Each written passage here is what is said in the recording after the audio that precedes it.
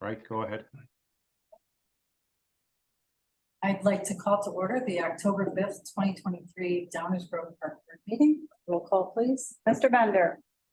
Mr. Donovan. Aye. Mr. Katrula. Mr. Lunt. Here. Ms. McDonald. Here. Here, sorry. Okay. All rise for the pledge of allegiance. Allegiance to the flag of the United States of America, and to the republic which stands one nation, under God, indivisible, with liberty and justice.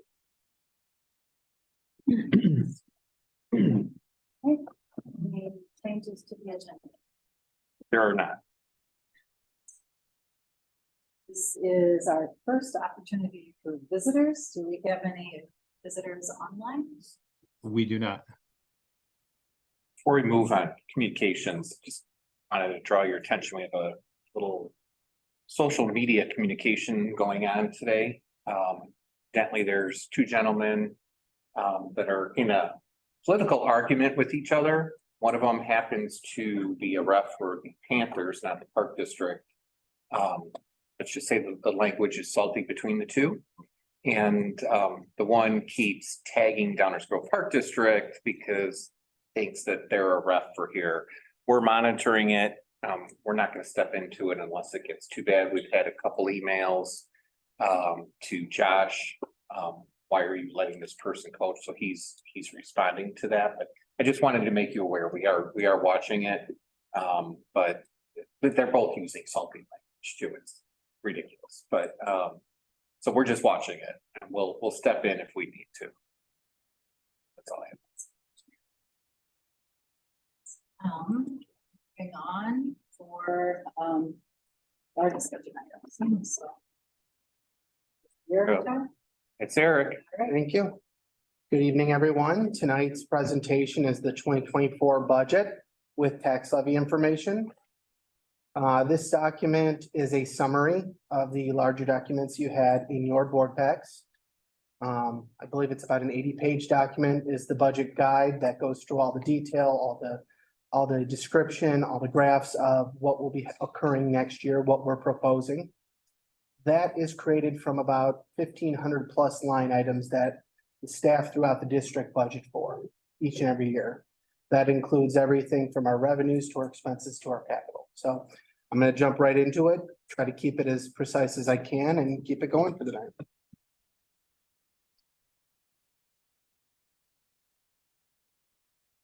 So to start, the consensus we're looking for tonight is concurrence from the board on the direction taken with the overall budget, concurrence in how to proceed with the tax levy, and concurrence on the capital plan that was previously presented by Paul. This was at the last week's meeting. The themes that you'll see over and over tonight include demand remains strong for 2024 and 2025. We also believe and hope that inflation slows. A recommended tax and non-tax revenue growth for next year. Growth in expenses for 2024 based on strong wage and inflationary pressures, along with aging assets. And then limited resources for further expansion of operations, debt, and capital. What that means is that essentially the revenue that we're generating next year is going right back into these items. We would have to generate even more to do any additional capital, any additional debt, or any additional operations. So this is the same chart we see every year. This is how we go about our budget process. We start at the end of June, early July, and we go through December when it is filed with the county, both the budget and the tax levy, along with the budget and appropriation ordinance and the abatements of part of the tax levy. This first sheet is a quick summary. It's basically the assumptions we made to get to the data that's in the overall budget. I'll quickly go through this. 2023 projections are based through July 1st with periodic updates. This is the time period that we start the budget, so it's a nice clean break 6 months into the year. Overall demand and revenues grew throughout the first 6 months. We have seen them continue to grow since then, and we don't expect that to change through the end of the year. There has been upward pressures on expenses because of wages and inflation. I'll get into it a little bit more, but inflation's been quite high the last 2 years. that is catching up to us. Major projects for 2023 include McCullum, the purchase of 947 Maple, the rec center HVAC replacement, the rec center roof, vehicles and equipment, and hopefully the start of the master plan. And then the final thing are the efficiencies for this year. Right now, we're looking at about a 5% operating efficiency and about $1 million on the capital side. Why does that capital side look so large? That's because we budgeted a $1.5 million contingency for land if it came available. We're only going to use about half of that. So that's almost $750,000. The remainder is we came in favorable on a couple projects. For the 2024 budget for presentation purposes, this is tentative. We have in there a tax increase that includes property taxes for the 2022 bond payments. That's the capital rollover bond that the board approved last year. That will be a tiered increase over 5 years. And then what we have in there for the corporate and special purpose levies currently is the 5% for CPI and 0.5% for new construction. On the rec side, which is a large portion of our revenues also, we have rec programming, golf and fitness increasing about 10%. This is due to fee adjustments and demand. We do predict continued strong demand. The expenses we show for 2024 continuing to have impact from the wage and inflationary pressures. We do believe that the interest rates will start to go down, as will inflation, kind of calm down a little bit, hopefully settle out over the next year. Additional pressures on expenses include the debt payments that are going up next year. What this is in 2020, at the beginning of the pandemic, we had an opportunity for a refunding or a refinancing of our debt issuance. We chose to take those dollars upfront to kind of cushion what was going on. And so now those dollar payments are going back up to their old amounts. So that will add about $250,000 to this year's budget and expenses. We also have about $250,000 added from the operations of the McCullum Park splash ground. For MR&R, we have about $1.5 million budgeted. This is maintenance, replacements, and repairs. That is about double where it was in 2018. So this has been really strong for us. Good success story. This is all the small stuff that makes us special, that makes sure we can carry on our mission. And then finally, about $2.8 million in capital projects that Paul had spoken about in length last week, and I will mention again at the end of this presentation. 2025 is just an estimate. This is for analysis and planning. For tentative presentation purposes, we've budgeted similar for taxes next year, obviously with a lower inflation rate, which is CPI. And we have the pressures going down, expenses coming down a bit. MR&R, though, will stay strong at about 1.5 million, and capital will stay strong at about 2.2 million. Keep in mind, capital is funded by operations as is MR&R. So we are funding that all with our operating dollars that come from primarily from tax and programming. This is a summarized version of what was in your packets. This simplifies the overall financial statements and shows revenues as tax or non-tax based. Shows expenses as personnel, operations, MR&R, and debt, and then it shows capital broke out separately. There's still a lot on here, so I'm going to point out a few things on this chart, on this spreadsheet, if you don't mind. And that first will be that first yellow arrow, 2023 budget versus 2023 projections. As I had mentioned, we are going to end the year with a positive balance. This is good. We're still drawing down funds because we're doing the capital projects and the McCullum Park project, which had carryover funds from 2022's bond issuance. However, this will be much better than we expected. If you move over to this orange column right here, 2023 performance, we can see revenues are projected to finish about 4% above budget. That comes out to $650,000. And expenses just under budget by about 1.5%. That's how we come to this 5% figure for operations. So on the 2024 side, right next to it, what we see here is revenues not growing as quickly as expenses. This is not typical. This is not what we like to see. However, there are reasons behind it, and there's a couple. The first one is you will notice that for 2023, we are doing much better than expected. So if you see this $700,000 of expenses above revenues for 2024, we're performing 850,000 ahead of budget this year. This is some of the expenses catching up. But in addition to this, down here in this left bottom column, you'll see that McCollum operations I spoke of, the debt I spoke of, 40% increase to an electricity rates. This was a contract approved last year, simply because we got in at a great time 3 years ago.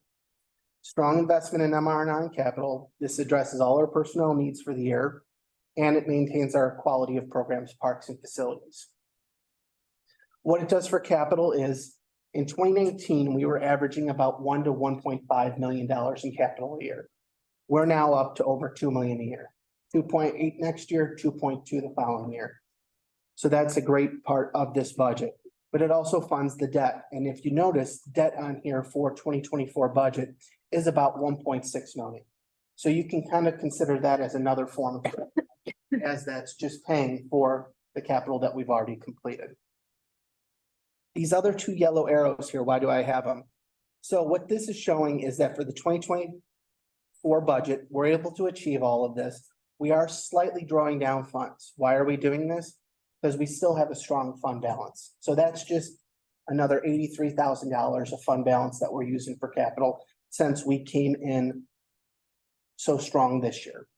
Next year, there's a little bit to the good. Both of these, I'm going to explain a little bit more because we're asking to set aside some of the funds for future purposes. If you were here for the golf and fitness meeting, some of that is for the golf irrigation system. So the reasons for the operating expenses outpacing revenues. I had said there was several. The first is inflation. I kind of mentioned CPIs, Consumer Price Index, essentially a basket of goods from one year to the next. Over the last 2 years, that's combined to be about a 13.5% increase. Right now, we're tracking about 3.5%, so we're hopeful that it's starting to get under control. We're not going to see so much inflation going forward. Why it's affecting us more now is partly because we've had means in there to try to slow this and to help the district financial purposes. That starts with contracts. We have a lot of contracts that we do for 2 or 3 years. We work with co-ops that are able to bid stuff out at a much higher level for all the park districts to then participate in, and local governments. And then just financial management. Every day, every week, we have our managers looking and analyzing the expenses as to whether they should move forward with stuff. If they see prices coming high in one area, they might reduce another area. So that helps us balance. So far, the economy has remained resilient. Last year at this time, we were talking about, we didn't know what was in store for the next year, if there would be a recession or not. We're kind of sitting at the same point. They're hoping for a soft landing. There's still not a certain landing that they can plan strategically is going to happen. It's still up for grabs. From the wages and jobs market, it's a very, very strong jobs market. I can speak on behalf, I'm sure, of Marion, who sees it all the time. It's a lot of hiring still out there. We have 3.8% unemployment in August. And I can say on the government side, there is a lot of movement. There's a lot of jobs available. You're seeing retirements. You're seeing people move up. And what's happening is we're starting to see wage compression within our salary schedule. And where we're seeing that the most is on the entry-level positions, the frontline positions up to the middle managers.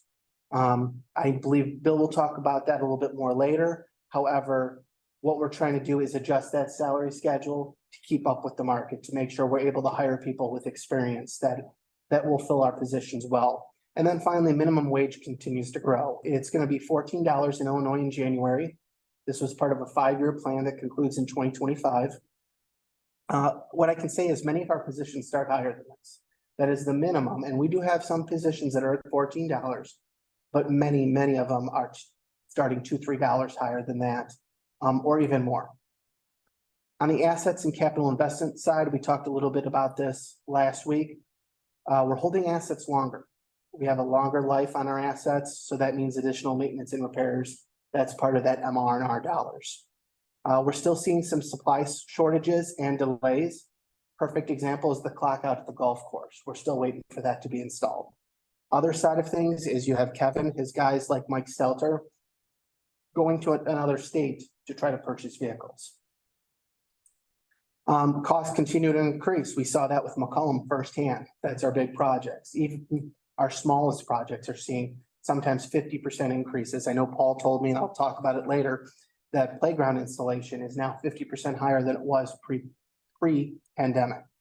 And then finally, the limited funding. So we obviously have limited funding based on the revenues we receive, and we have to pick what's the most need at that time and move forward with that. And then finally was those district-specific increases I spoke of in McCollum Park and the debt. So in examples of the inflationary costs that I just spoke of, I had a whole list from staff. I kind of whittled it down. Athletic officials are going up about 10% in some games. Our NFL flag football jerseys have gone up 30% in the last 3 or 4 years. Our lawnmowers, 30,000 to 47,000 for the golf course. Large projects, playground installation, which I just mentioned. Due to a national paper shortage, Dawn has been dealing with trying to get our guides at the best price, and we're seeing 5 to 7% increases each year.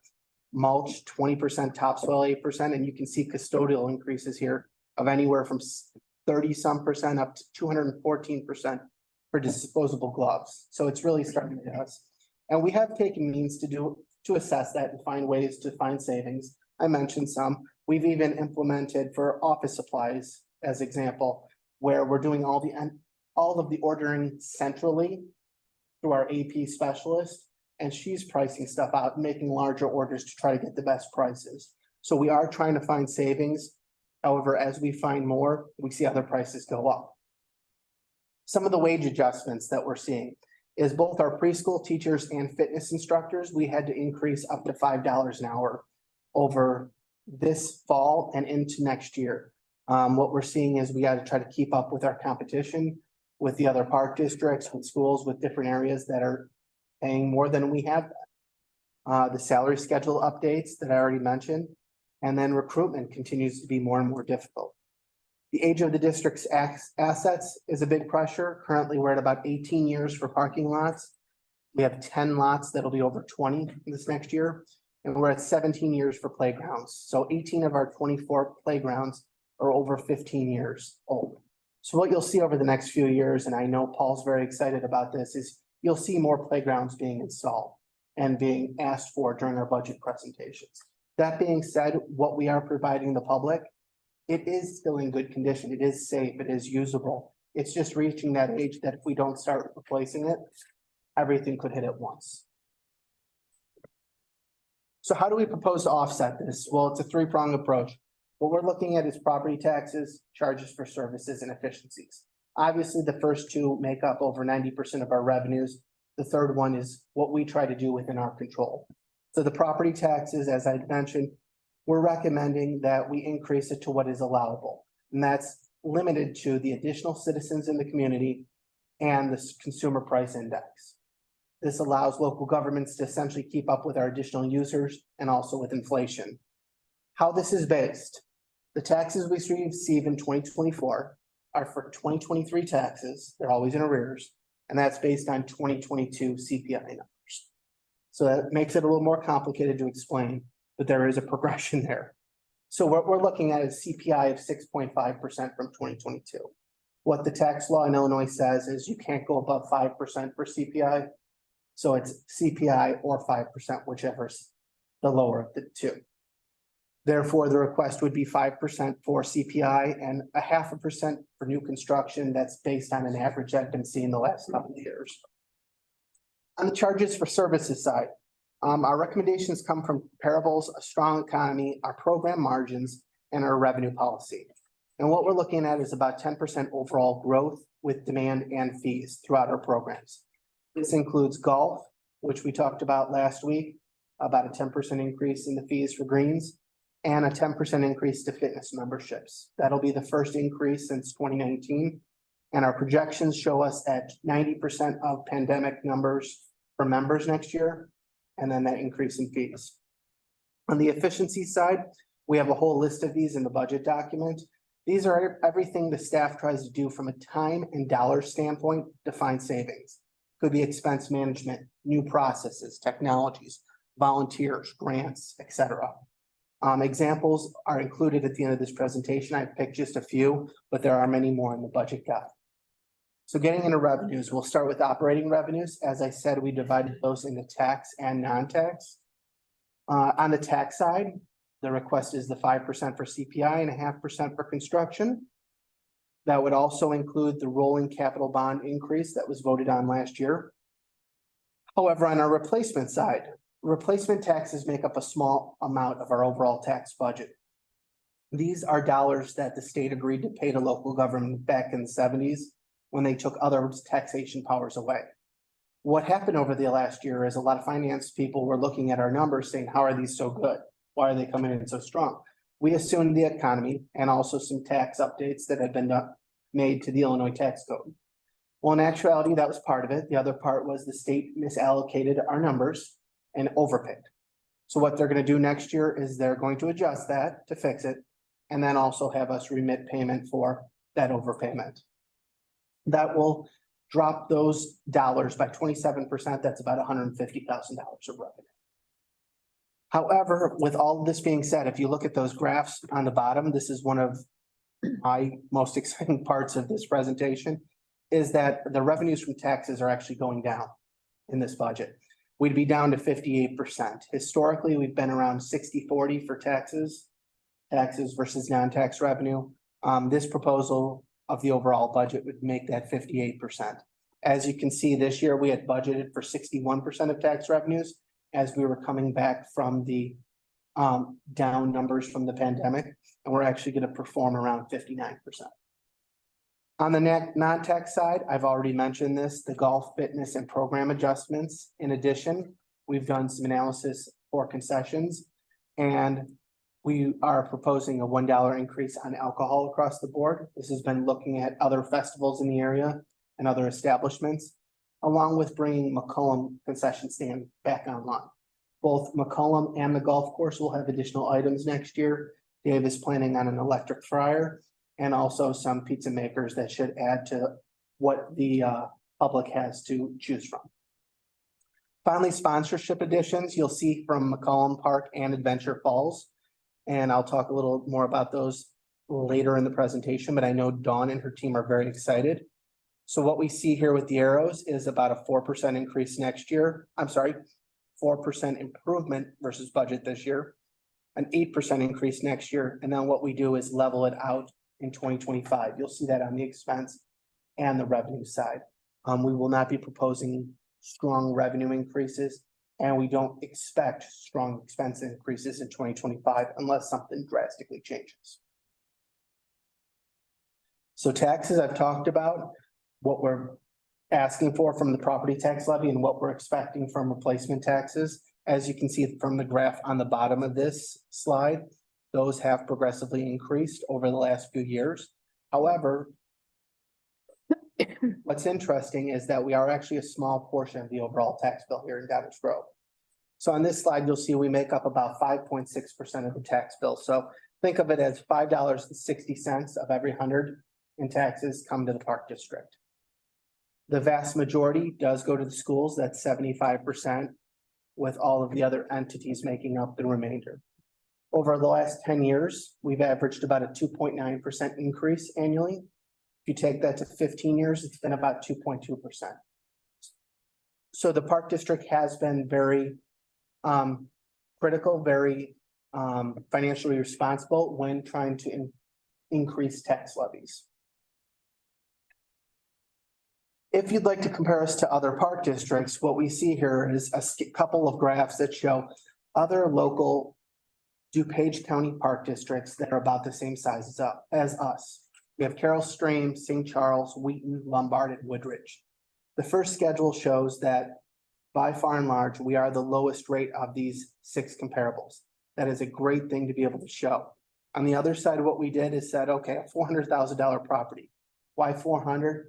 If you go on a couple of different real estate sites, some of the big ones, they'll say the median home value that was sold in Downers Grove was about $400,000. What that tells us is that a $400,000 home is paying about $436 to Downers Grove Park District. This varies from $530 with Lombard up to $857 in Carroll Stream. So we are providing a very strong value to our residents based on our current tax rate structure. This is an overall summary of what this would mean from a tax increase standpoint if the board agreed to the recommendation. So on the first line, we see the overall capital and operating levy. This is what generates everything for the park district outside of bonds and interest. That would be about $480,000 for the district from inflation and new construction. The bonded interest levy, this is from the two reasons that I spoke of, the 2022 rolling bond and also the increase in payments based on the refunding that's now no longer providing those savings. The third line is the portion that we abate. So what we do at the Downers Grove Park District is we abate a large portion of the property tax levy for bonded interest purposes. What we're saying with that abatement is, instead of paying it with tax dollars, we'll pay it with other dollars that we're already generating. So you can see that's going up to about $700,000 in 2023 that we offset and do not levy for. So overall, this would be about a $10.1 million levy. It would increase the tax rate up to 0.34, which would keep us in this last graph very strong compared to our comparables. And how would this impact different properties? And I say property here instead of home, I change that because it is homes and businesses. A $400,000 property would have a net impact estimated around $30. And you can do the math going up. An $800,000 property, about $60. A $1.2 million property, about $94. If the board chooses to go for a lesser levy, we can adjust that. What we would do is we'd offset that in the budget by lowering certain expenses. Most likely where that would come from is either capital, maintenance, repairs and replacements, or personnel. Why these? Capital and MR&R are decisions that we can make from year to year. They're not contractual or anything like that. They're not utilities. And personnel, that is the largest portion of our budget. You'll see in the next slides that are coming up that that's about 60% of our budget. So on the charges for services side, this is 33% of our overall budget. And you can see this has strongly grown in the last few years. I can tell you back in 2019, sitting at 4.2 million, we're like, oh, we can't get higher than that. And here we are in 2023 projecting 5.4 million. Great story to tell. We expect this to go up to $6 million based on the budget. How would we get there? The golf, the fitness, and the programming increases. Like I said, those come from adjustments, continued strong demand. I'm sure that Michelle could agree with me. We haven't seen any dips in that. And they're continually offering new programming, new ideas for the community, trying to get the pulse on what they want, what we can offer. This one that looks a little noisy, it's actually interesting because it separates these revenues into 6 different areas, basically based on site. And what we can see is that for almost all of these areas, we've seen growth from 2019. We had those dips in 2020 as we expected, but we saw that V curve come right back up. And as you can see, we're doing very well across the board. Museum and Lyman hasn't hesitated at all throughout the pandemic and they continue to grow. Golf continues to remain very strong. And the fitness center, we expect to be back up to about where we were in 2019 next year based on our recommendations. Up at the top, oftentimes we get asked, are the goals realistic? Can we achieve them? What we're showing here is that what is the 2023 estimated growth versus what is 2024 budgeted? And you can see most of them are very similar. Lincoln's 9% both years. Museum 21%, 20%. So we believe these are all very achievable goals. This wraps it up and ties it into one chart for us to see, and we can see that strong increase. And what we see too here is that we have a strong diversity of revenues from this source. Yeah, they're all demand-based, but they come from different places. 42% of the budget will be user-funded for next year based on what is being presented. And as you can see, when I was just talking about demand, what are we looking at? We're looking at 225 preschoolers this school year versus 197 in 2019. 500 football players versus 153. We've doubled youth soccer. We've increased youth basketball by about 10 to 20%. Golf rounds are up 30%. Fitness members are back up to what they used to be. Just across the board, we're seeing a lot of growth. Continuing on, merchandise and concessions. This goes hand in hand with our charges for services because the charges for services are programming. That's what's bringing everybody in. Merchandise and concessions is then available to purchase. And what we're seeing for the 2023 performance is about 14% ahead of budget. What caused this? Very strong sales at the golf course. I mentioned this last week. Is our pro shop did spectacular with the name change, and our concessions out there continue to grow with the very inviting environment that we've created.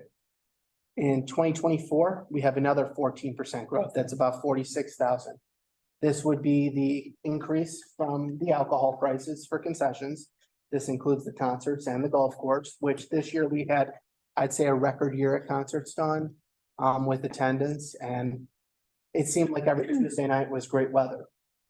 We're also seeing an increase here with the food and beverage sales, bringing McCollum back on for a full year. Not only do we believe that'll be where it was, we think it'll grow because of the spray ground, the pickleball, and everything that's going on out there. So you can see from this graph on the bottom, this only makes up about 2% of the overall budget, but it is a revenue source that we believe can grow strongly over the next couple of years. Rentals and affiliates, this is one of the few categories that performed under budget this year by about 2%. What happened? Our facility rentals have not fully returned since the pandemic. Things have changed. For example, we had a traveling basketball group that used to rent the gym over here out after 9 o'clock at night.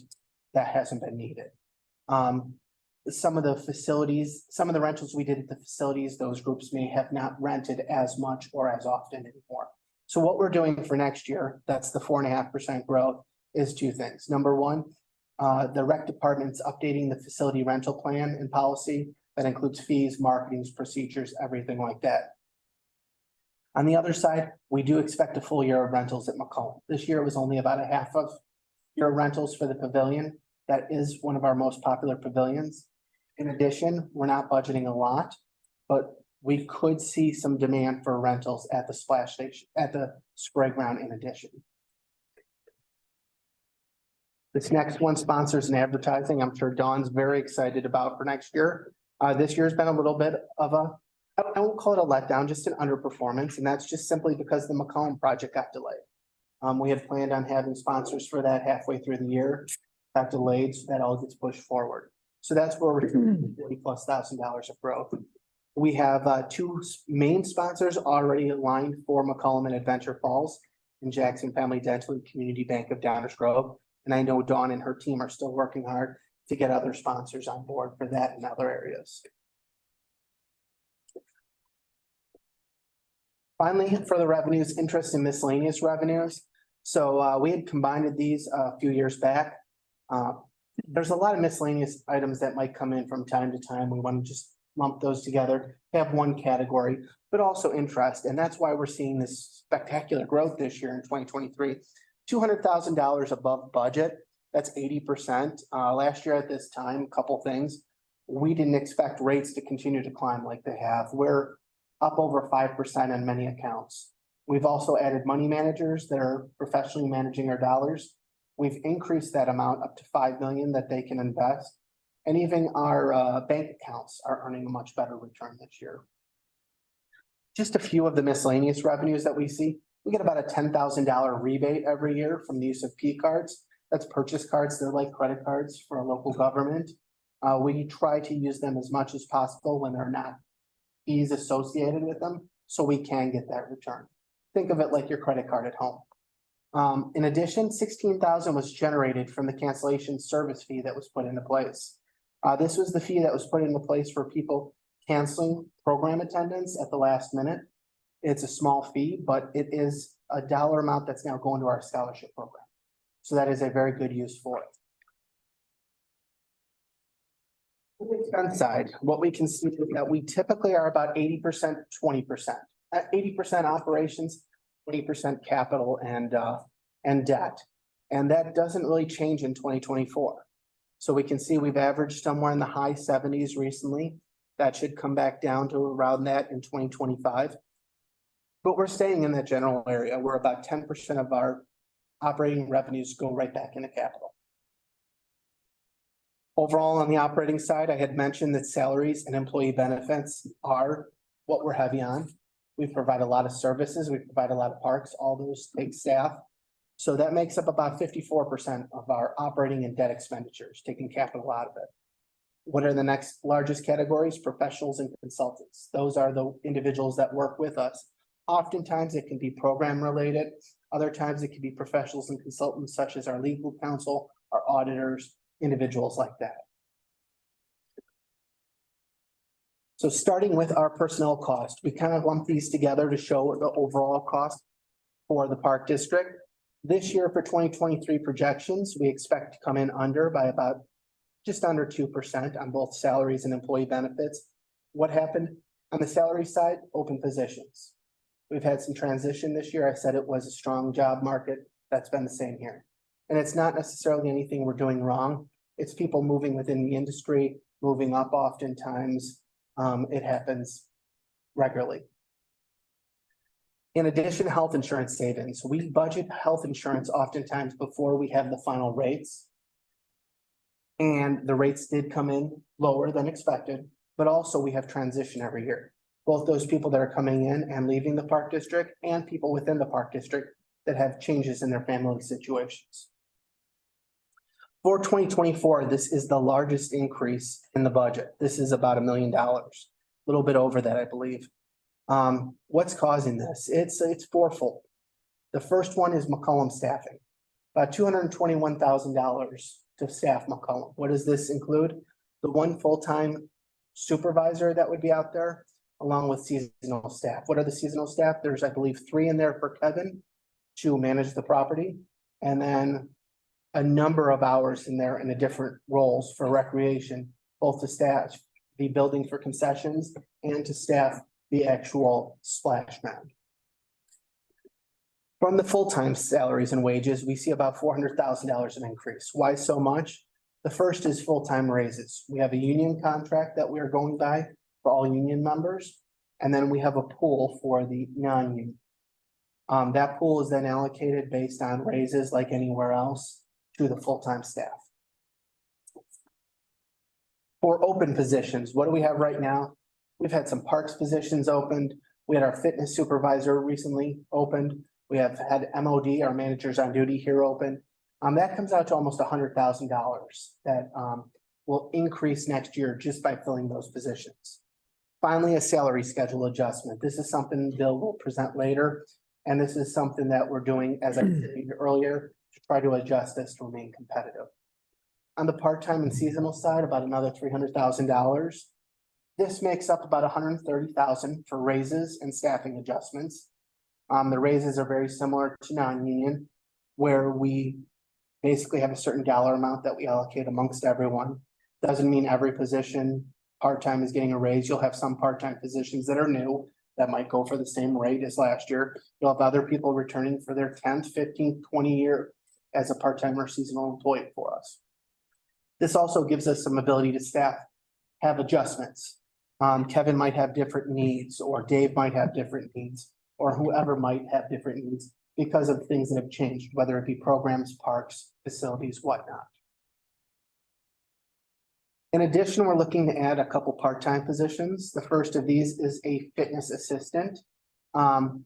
This person would work with customer service. This would be a lot of the background work for our members. What we've seen is that we used to have someone in this type of position in the past. With the pandemic, with all the number of members that had left during the pandemic and within the industry, that position wasn't needed at that time. We're budgeting to add that back. It would be a part-time position. We believe that is enough hours at this time and could be a big help. An intern, this is a small dollar amount. I almost didn't even include it on this slide, but I wanted to talk about it.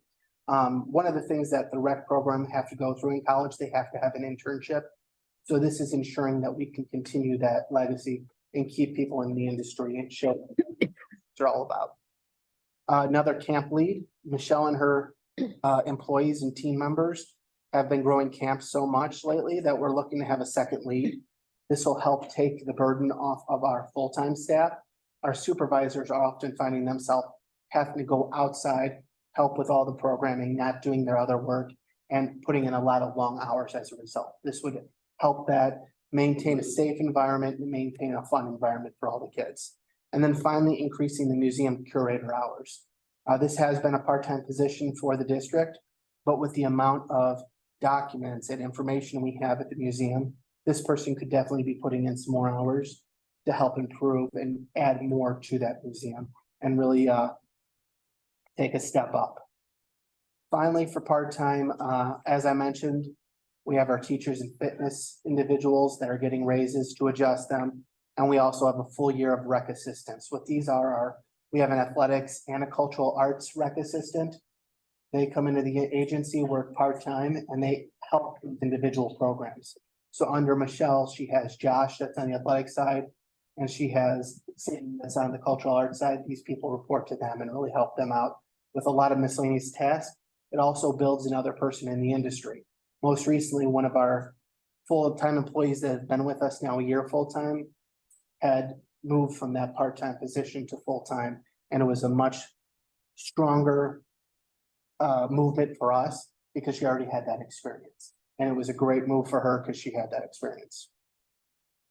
Finally, employee benefits was leading this. Three things. The first is adjustments for health insurance. At each year. Number two, education and training. We did not fully utilize our full dollars for this year. Oftentimes you're budgeting for conferences and training that you don't know when they're going to happen or where the next year. That would be why. So we're putting those back in there along with some tuition reimbursements. Those can be requested anytime from our personnel policy of someone that wants to go back for a class that may be helpful to their position and the district. Finally, IMRF and payroll tax contributions. As wages and salaries go up, so do these. I am happy to say that IMRF rate is going down next year. IMRF rates are actuarial calculations based on our staff who's retiring and also the investments that IMRF is generating. And that's going down about 20 basis points next year. So that is a strong number. We don't know what to expect the next couple of years as it tends to be a blended rate over 3 years. This graph can show that we've held very steady on personnel costs for about 3 or 4 years. We did a lot to do that. Obviously, part of that was pandemic related too, but with our demand going up, that's a big part of us seeing these increases here.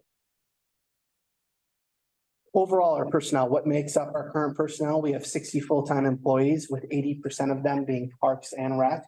The other 20% are in the admin department. This does include the executive staff.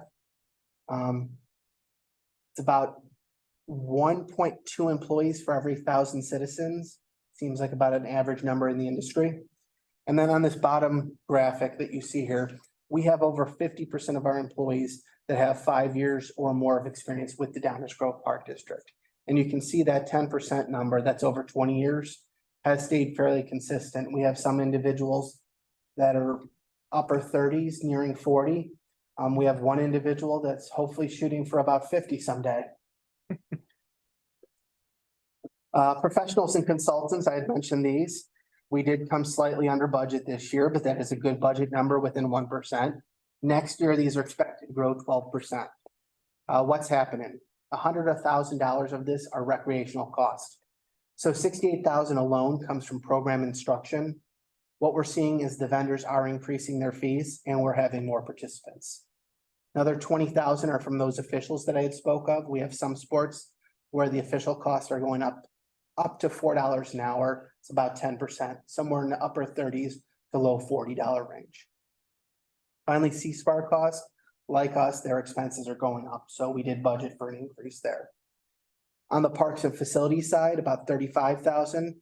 That starts with Kevin adding a $15,000 ball field renovation each year. That is something that we've wanted to target, and we believe we have the time and opportunity to do it now. Spoiler alert, next year he's going to add a second one that he's going to request, so that will be coming down the pipeline to try to get through all these ball diamonds. We are a very big baseball and softball town. $13,000 of increases from facility costs. A lot of these tend to be preventative maintenance. As I mentioned last week, we want to do this here at the fitness facility twice a year. And then also cleaning. Cleaning costs have gone up substantially, and I know Kevin has seen a lot of that. And then finally, $7,500 for additional plantings, especially at McCollum Park. One of our efficiencies was that the horticulture duties were taken over by our landscape architect, James Less. And what he's trying to do is find more native species, more items that'll grow back every year that can help beautify our parks and also help as they can be pollinators. They can be other ways to help the ecosystem, the environment in those areas.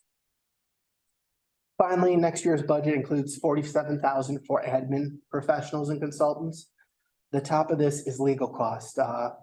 In the almost decade that I've been doing the budget, this is my 10th budget, I've never seen our legal costs so low. That's great. We're not going to budget that way necessarily because we're going to take an average.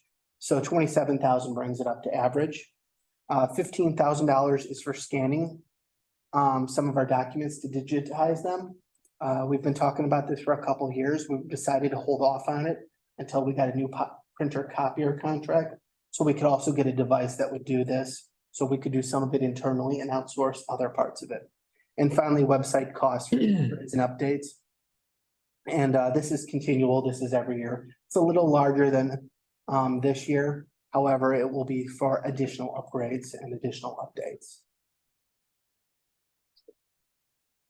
You can see over this time period of 2019 to 2025, we estimate that it's going to be about a 5.5% annual growth rate, with a lot of that being on the second half of this graph. Contractual services. These are performing very strongly this year, about $39,000 under budget. This is primarily from two things. Number one is Tricia right back here behind me negotiated a reduction in our credit card fees earlier this year. We were able to bring those down about $10,000. Those are over $100,000 now. And from what I hear in the industry, will continue to grow. There are proposals even within Visa and MasterCard to pass on additional fees. So what we foresee there is when our credit card readers come due in a couple years, we'll go out for bid for this too. Those credit card readers are proprietary. So if we went out for a new company for our credit card fees, we'd have to replace all those at the same time. The other item is we did not rent field lights or any other items for our affiliates this year. That was a change up from what we had planned in the budget. We are currently talking with the affiliates and coming up with a couple different plans on the possibility of having lighting or not having lighting next year, depending on the needs. For the 2024 budget, it's about a 6% increase. There's a lot of small stuff here, small dollar amounts, but they do add up. And this is just like what I've been talking about with inflation. We're seeing bump ups of 5, 10, 20% on different stuff. Our motorized golf carts next year are going up $9,000. That's about a 42% increase. This does include an all new fleet this year, and they delayed the increase till next year. So we did get that advantage of staying with the current vendor, but prices have gone up. We've seen it across the board. About a 4% increase over a 6-year period in this area of our operating expenses, with 2024 being about $576,000. Utilities.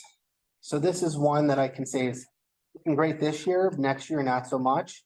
About $120,000 under budget this year. What happened? Stabilization of natural gas. If you recall, early in 2022, our numbers more than doubled. It went up very much. And at that time, we got with our consultant and we changed our contract for the next 3 years. We had previously had a rate that was not even offered anymore. That was great because it was about a penny over a supply rate.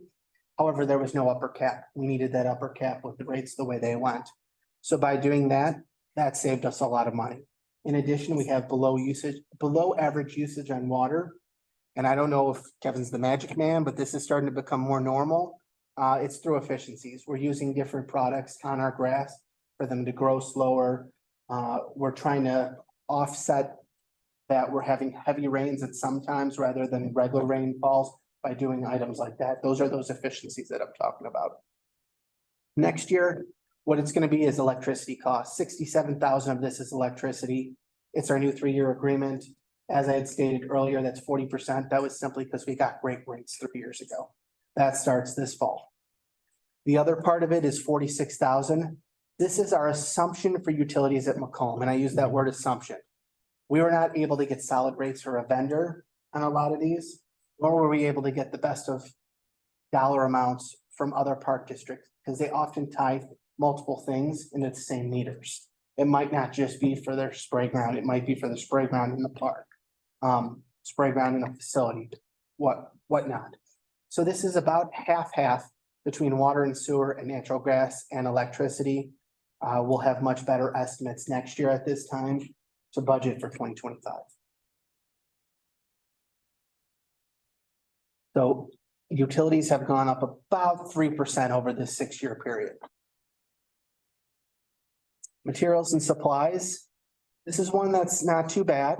This year, we're coming in right at what we projected for budget.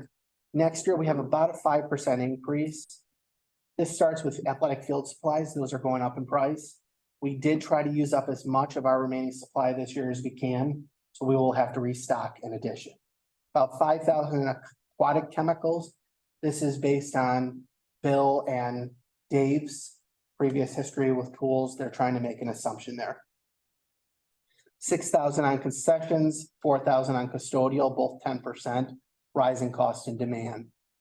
Ken wants to do a new wildflower garden out at the golf course that he's been talking with the ladies league about.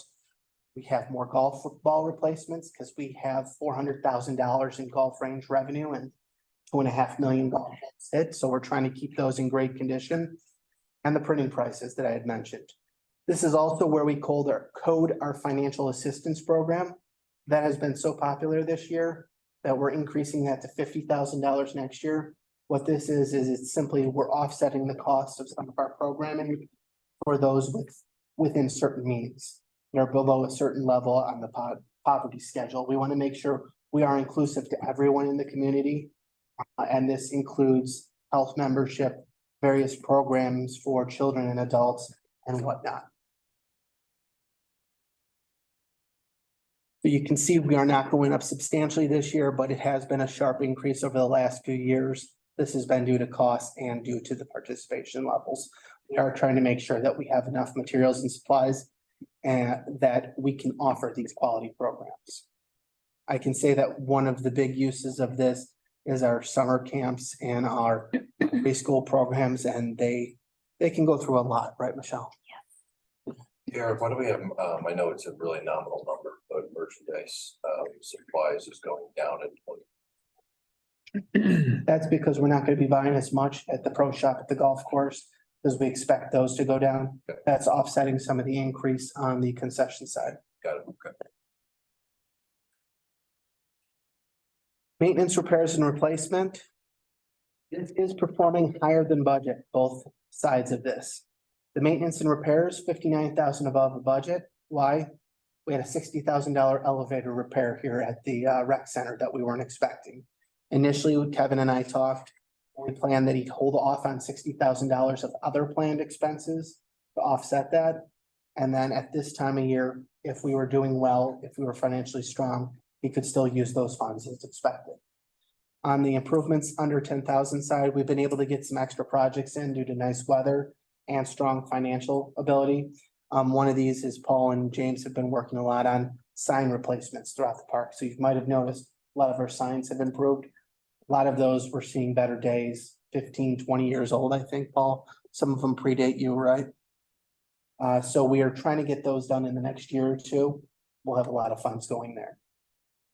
In 2024, we're a bit higher than we were this year. And I will blame that on Bill right across my way. That's the $88,000 investment in our Adventure Falls mini golf. That's our 3-year project that we've talked about that's being funded by Belmont Golf Course. And then currently one of our plans to try to work with the affiliates and our programming on night practices, night games would be potentially purchasing portable lights. These are diesel-based lights that we could buy. And then the affiliates, if they use them, they could rent them for a much more reasonable fee than we could rent from an outside vendor. To kind of give it an example, $40,000, $40,000 could be what we spend to rent them. If Kevin's able to find some used ones that are a couple years old from a good rental company, those could last us a number of years. at the same cost. So you can see we're leveling out right there around that 1.4, $1.5 million for MR&R. We don't see rapid growth in the next couple of years here. We think we've gotten it up to a strong level. Some examples. What is MR&R? There's all kinds of examples in the actual budget book, but just a few. ADA improvements, when Paul talks about these, if they're not capital, they're often here because they're lower than a capital dollar amount. Paving and seal coating, security and fire alarms. Right now, we're working on improving those and replacing those at all of our buildings. Lincoln Center gym floor replacement, admin office caulking and painting, rec center locker room updates that are gonna update the locker doors. Park signs, like I talked about, Lincoln Center auditorium shades. I know many people that'll be appreciative of some new shades up there in the Lincoln Center. So there's a lot of different items in here, and you can see there's a whole range of dollar amounts. I just like to include this slide because it's often hard to think of what are we spending $1.5 million on when it's such small items. Debt service, we look at a little bit different graph here just for presentation purposes. I put a nice yellow area of where we are in 2024. Debt payments for 2024 are going to be about 1.5 million. Of that, almost half of those come from operating funds. That's the abatement I had spoken of. But what we see in this graph is in blue is our current debt. In green is our potential debt. And in red, maroon, purple, whatever you want to call that, is our operating funds that are used to fund these. Currently, we're on the trend up. This is because of that 2022 rolling capital fund. That completes its tiered approach in 2027. At that point, we reach what we planned on for annual debt payments and also what we planned on for annual taxes that would go towards those debt. So what we have there is in sometime in 2027 or 2028, we can structure that rollover bond for capital that would generate, let's say, about $3 million every 3 years. That would go straight back to capital. What that does is it funds one of our long-term goals of creating a dedicated capital revenue source so that we can complement the operating revenues. That also makes it so that this large dollar amount's only coming in every 3 years so that Paul can balance some of our yearly projects with some that might be larger. What are some examples of some items that we would do with this? Likely parking lots and playgrounds would be some of our recommendations to keep catching up on those. And also one of the other things we talked about was Lincoln Center improvements. We've been trying to do those here and there, maybe run one room at a time. Kevin will tell you how he'll do some tiles, some flooring, some stuff like that. This could be a means to do a bigger chunk of that all at one time. And it could be for presentation purposes. It could be for structural purposes. The good thing is all the safety stuff we've kept up on, that's all strong. The roof is good. The fire. Now, what did you just remove on there? Escapes. Thank you. Escapes are done. A lot of big stuff is already done. The HVAC's done. So this would be more of the smaller items. Capital revenues. So where these yellow arrows are, again, show where we're at with capital revenues. This year, we have two unexpected ones. The first is a developer donation. These come when new developments come into town. They are city or a village ordinance. And what happens is because we're adding additional users to our system, the village collect these fees based on the number of additional users that are coming in. They pass them on to us and the school district in different amounts. So we have about $50,000 of those coming in this year. And Paul has talked with the village and we could expect about another $115,000 next year. We only budget for these when we can be 90% sure that they're going to happen. There's a number of steps before the development takes place. And they have to get to a certain point in those to kick in paying those fees. So we're pretty sure at this point that these were coming in, but that's why we didn't know that the dollar amounts were coming this year. The other grant this year was a playground equipment grant. That was what Paul got to offset some of the costs for the playground equipment over at Lincoln Center through Game Time, who's installing our playground set out there. In 2024, as I mentioned, we'll have a developer donation, we assume, and another $600,000 of state grant money for the Constitution Park playground, path, and shelter. Capital projects, all talked about these at length last week. About 3 million, 2.8 million, including the 600,000 we're getting from the state this year. That includes Constitution Park, ornamental fencing at Fishel, McCollum Park shade structure, playground renovations, parking and pathway renovations, asphalt condition assessment, master plan and walnut planning, Warrenville admin offices for the HVAC and fire panel, vehicles and equipment, contingency, and those golf projects that we talked about. At this time, what we'd be looking for the board at the end of this meeting is for concurrence that this looks good. Keep in mind for each of these projects, there'll be another vote in the future to both go out for most of them and also to then approve the contract. You can see with capital projects, we've invested quite a bit the last couple of years. By the end of 2025, we expect about $18 million of capital to have occurred between 2019 and 2025. This year, you can see is the highest amount based on the backload of projects that we did, including McCollum. That was a couple years coming, and strong investment in land purchases. You'll see there in 2020, 2022, and 2023, we acquired property. Fund balance, it all comes down to this in the end, in that we want to make sure our revenues and expenses balance out and we still maintain a strong fund balance. Why? For a couple purposes. Number one, this gives us flexibility in times that may be more difficult, like a pandemic, like a economic downturn. It also gives us flexibility with cash flow throughout the year. From January till May, we don't really receive tax dollars. So that gives us that flexibility. We aren't receiving a lot of golf dollars there either. And then finally, it also helps us with our financial planning and our debt. By getting a AAA issuance, one of the things they looked at was our fund balance. This was one of many avenues, and they cited this as a strong ongoing concern for the district, as in concern good, that we maintain a strong budget policy.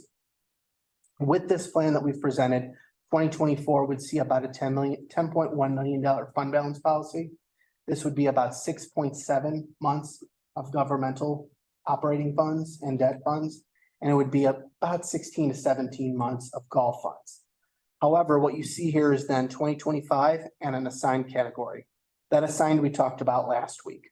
The largest number in this assigned is 1.3 for golf.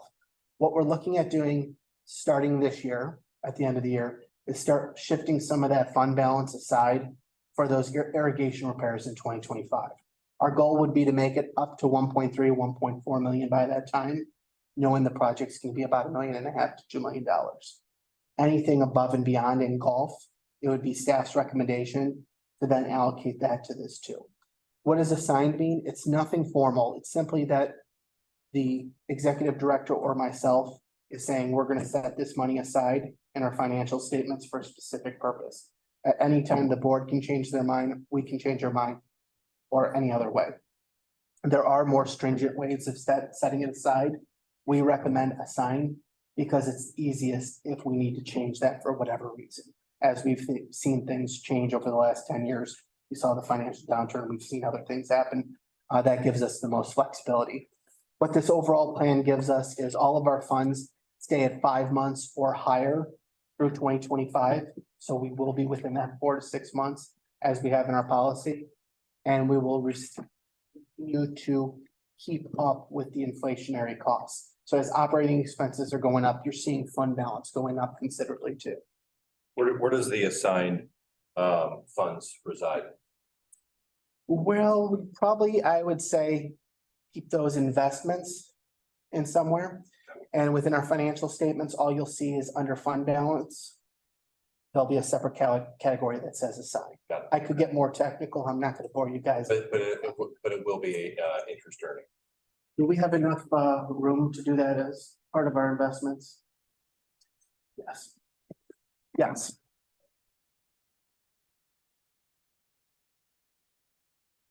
Very quickly, highlights of some of our efficiencies. All staff, all full-time non-union staff will volunteer at 3 events or more every year. What's this for? Number one is it's to keep staffing costs down for our events. Number two, it's to get us out in the community so we can see what all this hard work ends with. See all those people that are happy enjoying the programs, enjoying the events. I had mentioned the horticulture responsibilities going to the landscape architect. All getting all these grants for Constitution Park. We negotiated a credit card fee reduction. There's a whole number of things on here and even more in your guide that I strongly recommend people looking at. This has been a great way to offset some of these increasing costs. Finally, this last slide I just added based on some discussion last week. One of the things we did talk about is historically we had land contingency that we budget for. However, we also know that we have limited funds and we have to make sure we're using those as advantageous as possible. So originally, we didn't have that in the budget for 2024. There was nothing on Bill's radar at this time. So what we did was kind of come up with a middle ground for that, of it not being in the budget, but having the ability to move when we need to. What the budget is in December, we'll approve a budget and appropriation ordinance. The budget is our plan for next year. It's our financial plan, what we expect for expenses. The appropriation is what we're legally allowed to spend. And what you do for an appropriation is it's typical to increase this above what you budget so that you have that flexibility if stuff comes up. So what we normally do is we budget 20%, we appropriate 20% across the board. So if we have $1 million in general fund, we'll do 1.2 million in appropriation to give us that flexibility. What we're gonna propose for next year is in the appropriation, and we'll make sure that the capital appropriation is $1 million higher than the budget. So that allows us to achieve the $2.5 million budgeted. But if a property under $1 million comes available, we have the legal limit and a legal ability to still go out and purchase that. And we did clear that with legal. That concludes the presentation. Couple things to end on. Number one, the concurrence we're looking from the board once again is overall budget, direction of the tax levy, capital plan. The themes, demand remains strong. The recommended revenue growth and expenses and limited resources to do anything above and beyond what we're proposing. Finally, the additional information I just wanted to have the board here was regardless of what's chosen tonight, we'll have to do a notice and a hearing for the budget. So what we'll have is the board will approve a resolution at the next meeting that allows us to put the budget out for viewing for 30 days. During those 30 days, we'll also put a notice out in the paper. We'll come back in December when we approve the ordinance and we'll have a public hearing at that time. On the tax levy side, if you go at 5% or above, you have to have a notice and a hearing. So from the tax levy side, regardless of what we do, we'll have a resolution at the next meeting that declares what we're expecting to levy for taxes. We'll put that out to viewing. If it's 5% or above, we'll put a notice out. And on the second meeting in November, we'll have that hearing. We do them separately. And then all of that, along with the abatements, will be approved at the December 7th meeting. And will be filed with the county by the end of December by all legal timelines that we have for that. With that, I'll take any questions before we talk about consensus or anything else the board would like to speak on.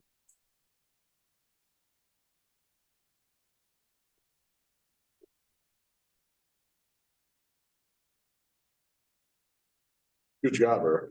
So just in general, thank you. That's provide clarity. A couple weeks ago, you asked for direction or a fee for slalom and the splash pad. I think we're going to table that. There was some discussion. Yeah. Is that fee schedule built into your budget? Or did you include that at all? I believe we backed it out. I cannot recall. It was a small dollar amount, Yeah. $20,000-$30,000, I believe. We backed it out with just some whole numbers. Okay. And then our plan is before summer comes around, we would do that at a workshop, allow to have a little more discussion on that.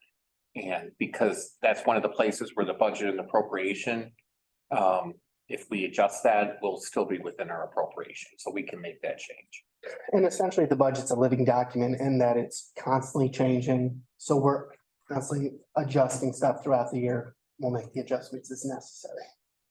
And we've pushed that off just to get through the budget cycle and maybe get a time in the future when all 5 board members are here, and then we can have that discussion. So that's my question. Would it be better for us to come up with a decision prior to the budget? team? No, we're fine. If we felt we needed to do that, we would recommend that, but typically we do that at the staff level anyway for program fees and charges. And, Michelle, everything's estimated. She has no idea how many kids are going to be in soccer, football. So, we do that all the time. So we've just factored that in. And just out of curiosity, from the phone, as things are wrapping up, are they wrapping up on budget? Anything anticipated that's going to change? We are still on budget and we are still within our contingency. I will say that since we made the foreman change out there, requested that change. We just had a meeting last week, with the vice president that had stepped in and helped us with that. And we were able to negotiate some of the change order fees down and waive some of the contractor fees that are built into that. But we've been able to control some of that. So is that an expense reduction or a credit that will be issued to the park district? It'd be both. We've asked them to look at some credits. I've asked them to go back and look at some of those fees that we've actually paid in the past, so we may be able to get a credit against that. But we've agreed to some cost reductions that we haven't paid yet. So that has helped. We were staying within that number, but I think we're both way more confident that we're gonna make it now. So. Yeah, we had, if you remember, the original contract was just a little over 4 million. We had 200,000 that we set aside as our contingency for change orders. Right. So we're still, as Bill mentioned, within that. We're still haven't spent beyond that. So. The only other question I had regarding the wages for non-union personnel. Did you use, or are we using any comparables to other park districts? I know we used comparables in the past to come up with the wage assessment for this, or are you using just compression rates? So for the salary schedule, Marion actually does a very in-depth dive Okay, where I believe you use an HR company, use IPRA, use several means to come up with our salary schedule, correct? Yes, mainly. Marion has a new schedule that's reflective of the marketplace that we're seeing. okay. And that is one of my executive session discussions, because it involves one or more employees. Understood. Thanks.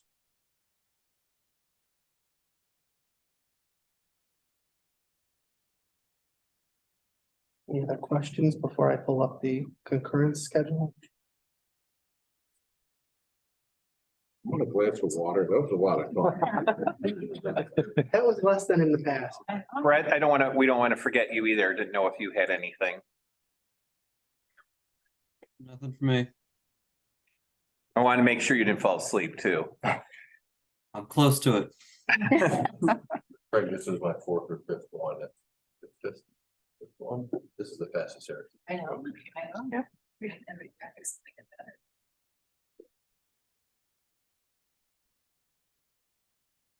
Okay, with that, do we have concurrence on the overall budget? Is there anything that anybody would like to see changed? We had an opportunity to meet in early September, given my travel schedule and inability to be here for the September 28th special meeting. I provided all my comments to you at that time. I don't have any further questions or comments right now. Either. Brett, you good on the budget? I won't object. Tax levy? Are we in agreement on 5% and new construction? I'm in agreement.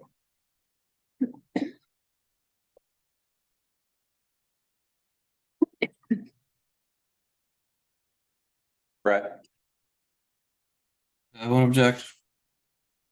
And then finally, the capital plan. Is there any changes anybody'd like to see before the next meeting for the capital plan? I don't have anything at this time. I don't think I do either, Eric. No. Brett? Okay, if no one has anything else, that concludes my presentation. Thank you. Thank you, Eric.